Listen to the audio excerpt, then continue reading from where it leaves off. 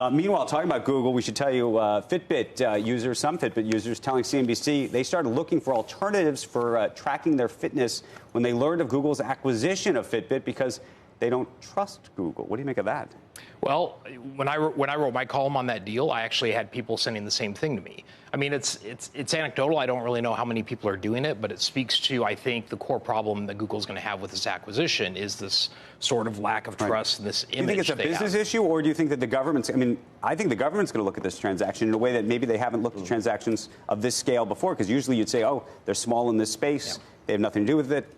And then if 5-10 years from now, all of a sudden they own the space, people will go, you know, what were you doing? I think it's a reason why these big tech companies are going to have a hard time doing almost any size of deal, because everything right now is going to get looked at. So even if it's hard to argue that Google's going to become a much more powerful company by owning Fitbit right now.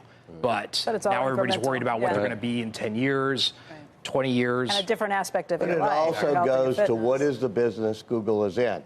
They're not in the fitness business. They're in the data collection business. And this is something where antitrust enforcement, I think, has been shifting, is going to shift left and right, whether it's Josh Hawley or senators on the left.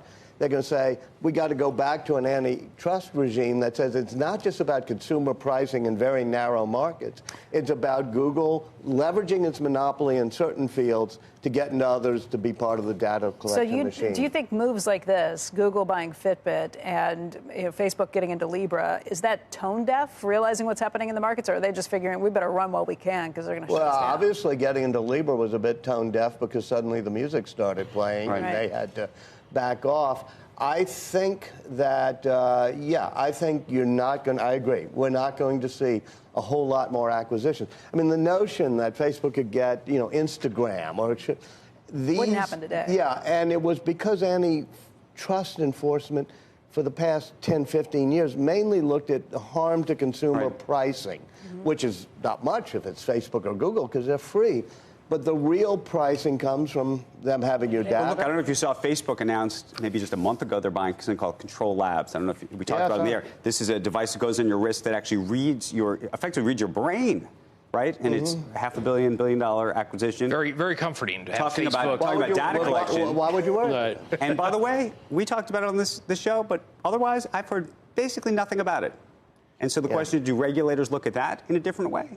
And I think it's mainly that's so unique and so different from where their current business is. This is the fundamental question. But that's why you have to define the business as, is it a business of making you fit, or is it a business of getting your data? But it is a shift in regulatory scrutiny and thinking for it. And that's a big lift to get to that point. It's a pretty big lift, but it's, as Joe and I always do, we go back to the past. I mean, this is the way they took on Standard Oil. This is the way they took on US v. Microsoft. It was not on consumer pricing. It was you're expanding into other endeavors using your dominance in a particular field. We try to go back to the past. We can't go back to the past. Yeah, you have a wind-up computer there. Yeah, exactly.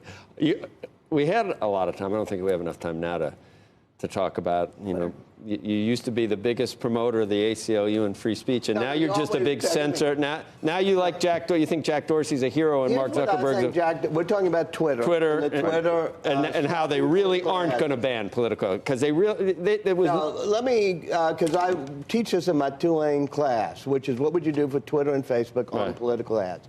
And the reason you like free speech is that in the marketplace of ideas, you end up getting closer to the truth with free speech. Okay. The problem with Twitter and Facebook is that you don't have a marketplace. You have micro-targeting, so that a particular ad, true or false, especially a false ad, goes only to a tiny segment of people. Say, people who hate, gays in African-American communities in a precinct in Detroit.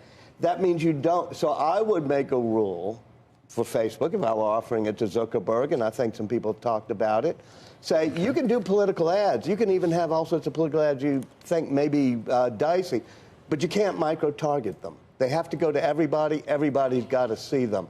And that gives you what Oliver Wendell Holmes said about free speech, was you put it in the marketplace of ideas. But you don't think that Dorsey's move was purely for competitive reasons and the shame Zuckerberg? I don't think they didn't have a big. It didn't matter much on Twitter anyway, so they were able. It didn't matter much on Twitter. I do think it is important to take responsibility. And now they're backing for what off. you do Now on they're your backing platform. down on that even. And what the Journal called a sanctimonious. Yeah. Well, I mean, I'm not sure there are any businesses that don't have business reasons for what they do. I would hope there aren't.